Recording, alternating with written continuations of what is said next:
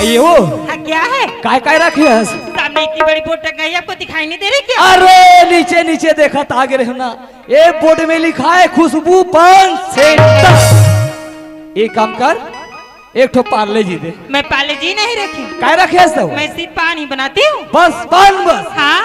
तो ये भाचा पान में कोई पेट भरते जी? नहीं भरे, ओ हा खाबे और मनोरंजन करके ओला थूक देवे।